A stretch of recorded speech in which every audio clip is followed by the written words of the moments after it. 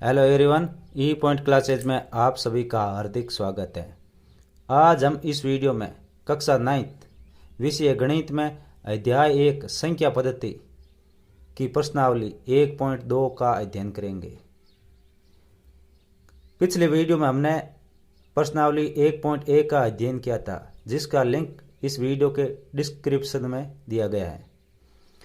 आज हम 1.2 का अध्ययन करेंगे। इसका पहला क्वेश्चन है, नीचे दिए गए कथन सत्य है या असत्य है? कारण के साथ अपने उत्तर दीजिए। इसमें पहला कथन है, प्रत्येक अपरिमेय संख्या एक वास्तविक संख्या होती है। हमें यहाँ अपरिमेय संख्या और वास्तविक संख्या का पता होना चाहिए कि अपरिमेय संख्या क्या होती है और वास्तविक संख्या क्या होती है। उसके बाद ही हम यह पता कर सकते हैं कि यह कथन सत्य है या असत्य है। पर अपरिमेय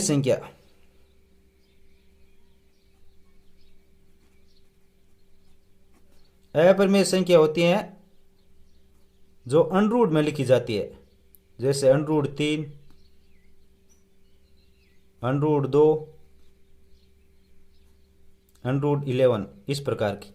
और जो यहाँ अंडररूट में संख्या लिखी गई है वह अभाज्य होनी चाहिए। तो यह होगी अपरिमेय संख्या। अपरिमेय संख्या क्या होती है? परिमेय संख्या में होती है माइनस वाली संख्या है -1, -2, 0, प्लस वाली संख्या +1, +2, +3। इसके अलावा 1/2, -1/2 इस प्रकार से बट्टे वाली संख्या और माइनस वाली संख्या होती है। अब अपरिमेय संख्या और परिमेय संख्या को मिलाने पर जो संख्या बनती है उसको बोलते हैं वास्तविक संख्या। उसको बोलते हैं वास्तविक संख्या। वास्तविक संख्या में क्या होता है? अपरिमेय प्लस परिमेय। अपरिमेय और परिमेय को मिलाने पर जो संख्या बनती है वो वास्तविक संख्या होती है। अब यह कथन है कि प्रत्येक अपरिमेय संख्या एक वास्तविक संख्या होती है। जितनी भी अपरिमेय संख्याएं होती है उनको वास्तविक संख्याएं कहते हैं, क्योंकि सभी अपरिमेय संख्याएं वास्तविक संख्याएं होती है और जितनी भी परिमेय संख्याएं होती हैं उनको भी वास्तविक संख्याएं कहते हैं। इस प्रकार से यह कथन सत्य है कि प्रत्येक अपरिमेय संख्या एक वास्तविक संख्या होती है।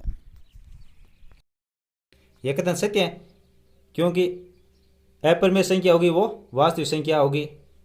अब इसका कारण, अपने उत्तर का कारण देना है। इसका कारण, प्रत्येक परिमेय तथा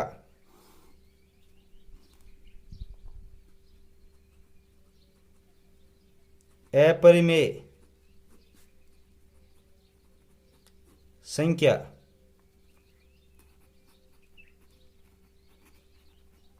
वास्तविक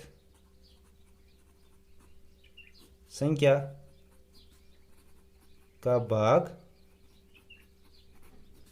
होती है। क्योंकि प्रत्येक जो परिमेय और अपरिमेय संख्या होती है वो वास्तविक संख्या का भाग होती हैं, इसलिए प्रत्येक परिमेय संख्या भी वास्तविक संख्या होगी और प्रत्येक अपरिमेय संख्या भी वास्तविक संख्या होगी। इसका नेक्स्ट है, संख्या रेखा का प्रत्येक बिंदु √m के रूप का होता है, जहां m एक प्राकृत संख्या है। जहां m एक प्राकृत संख्या है। संख्या रेखा, जैसे ये संख्या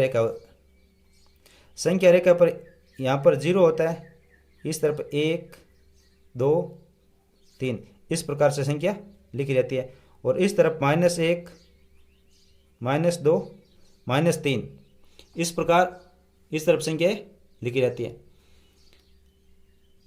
अब इसमें कथन में है बिंदु √m के रूप में, √m के रूप में, जहां m एक प्राकृत संख्या है। जैसे 1 है, 1 का अंडरूट है, 1 का अंडरूट है।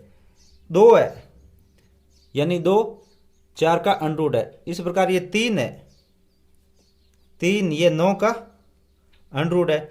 इस प्रकार ये प्लस वाली संख्या है, जो प्लस वाली संख्या है 1 2 3 4 5 है, ये तो √m के रूप में लिखी जा सकती है, √m के रूप में लिखी जा सकती है।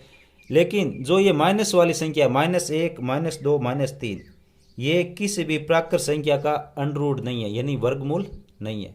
ये 1 2 3 प्लस वाला ये प्राकृत संख्याओं का वर्गमूल हो सकती है, लेकिन -1 -2 -3 ये किसी भी प्राकृत संख्या का वर्गमूल नहीं है। इसलिए यह कथन असत्य है, कथन असत्य है। इसका कारण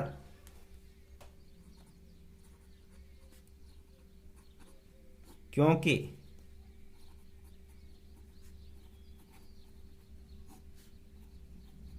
वास्तविक संख्या -1 -2 -3 किसी भी प्राकृत संख्या का वर्गमूल नहीं है।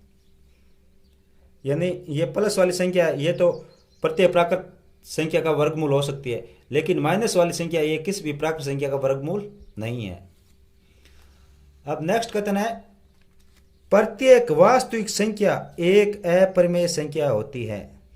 वास्तविक संख्या जैसे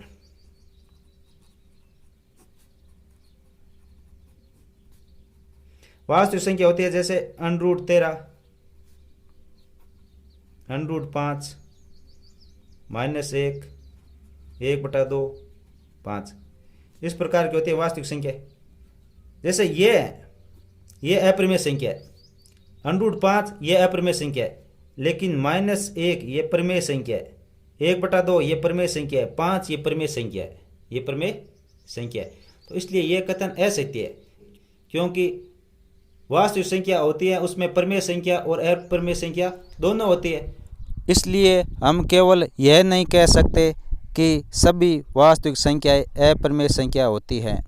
इस प्रकार हम इसका उत्तर लिखते हैं। सबसे पहले कथन असत्य है, क्योंकि परिमेय संख्याएं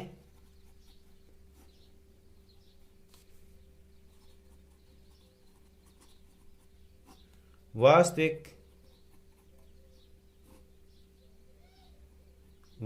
संख्याएं होते हुए भी अपरिमेय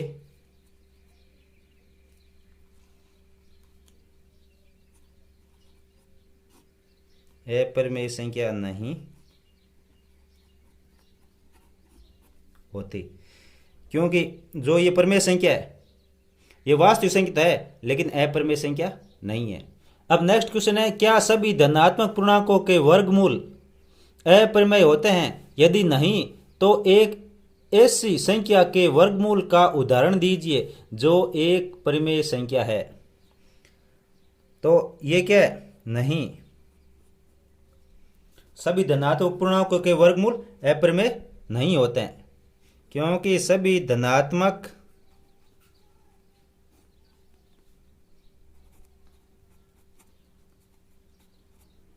पूर्णांकों का वर्गमूल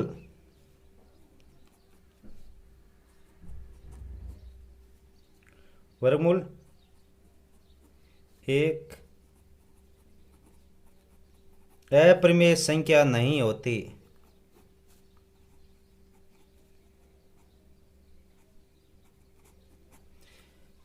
सभी धनात्मक पूर्णांकों का वर्गमूल एक अपरिमेय संख्या नहीं होती।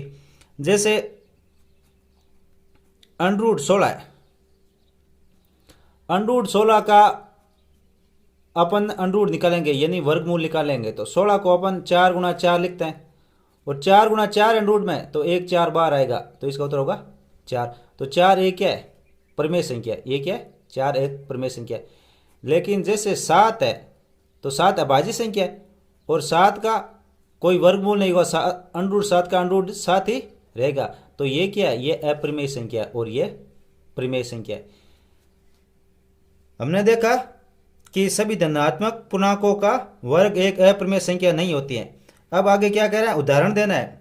तो उदाहरण दीजिए, जैसे 16 को 4 गुणा 4 बराबर 4, ये एक परिमेय संख्या है। जैसे 25 है तो 25 का 5 गुणा 5 करेंगे तो 5 इसका वर्गमूल आएगा, यह एक क्या है, परिमेय संख्या है। इस प्रकार से इस क्वेश्चन में पूछा गया है कि ऐसी संख्याओं का उदाहरण दीजिए जिसका वर्गमूल करने पर एक परिमेय संख्या प्राप्त हो। तो ये उदाहरण है जिनका वर्गमूल करने पर हमें एक परिमेय संख्या प्राप्त हुई है। नेक्स्ट क्वेश्चन है, दिखाइए कि संख्या रेखा पर अंडरूट 5 को किस प्रकार निरूपित किया जा सकता है। यानी अंडरूट 5 को संख्या रेखा पर दर्शाना है। अंडरूट 5 को संख्या रेखा पर दर्शाने के लिए जो ये अंडरूट के अंदर संख्या लिखी है, जैसे 5 है, तो 5 को हम कैसे लिख सकते हैं, 5 को हम 2 का स्क्वायर प्लस 1 का स्क्वायर इस प्रकार लिख सकते हैं। इस प्रकार लिख देंगे क्योंकि 2 का स्क्वायर 4 होता है, 4, 1 का स्क्वायर होता है 4 और 1 5 होता है। तो इस प्रकार 5 को हम 2 का स्क्वायर प्लस 1 का स्क्वायर लिख सकते हैं। अब इसके बाद में हम एक संख्या रेखा खींचेंगे, जैसे OX एक संख्या रेखा खींचेंगे। ये एक संख्या रेखा खींची, इसके इस बिंदु को नाम देंगे O और इस बिंदु को नाम देंगे X। ये OX संख्या रेखा खींची। इस OX पर हम 2 सेंटीमीटर का एक रेखाखंड खींचेंगे, यानी 2 सेंटीमीटर पर एक बिंदु लगाएंगे। क्योंकि ये 2 है तो 2 सेंटीमीटर इस पे, इसको नाम देंगे A। ये 2 इकाई हो गया, OA 2 इकाई हो गया। अब A पर 1 सेंटीमीटर का लंब खींचेंगे। ये जो 1 दे रखा है इसका एक यहाँ पे लंब खींचेंगे 1 सेंटीमीटर का। ये इसमें एकदम 90 डिग्री का कोण होना चाहिए। ये 1 इस पे रखेंगे और ये खींचेंगे 1 सेंटीमीटर का, एकदम 90 डिग्री का कोण होना चाहिए। ये कोण 90 डिग्री का होना चाहिए। इस बिंदु को नाम देंगे B। अब O और B को मिलाएंगे, O और B को मिलाया। ये 2 इकाई था और ये 1 इकाई है, ये 1 इकाई है।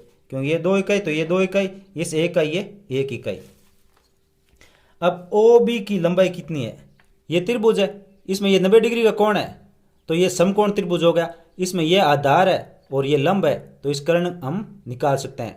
आधार का स्क्वायर प्लस लंब का स्क्वायर बराबर कर्ण का स्क्वायर होता है। और इसमें कर्ण क्या है, OB, तो यहां पे हम लिख लेंगे OB, यानी कर्ण का स्क्वायर बराबर क्या होता है, आधार का स्क्वायर प्लस लंब का स्क्वायर।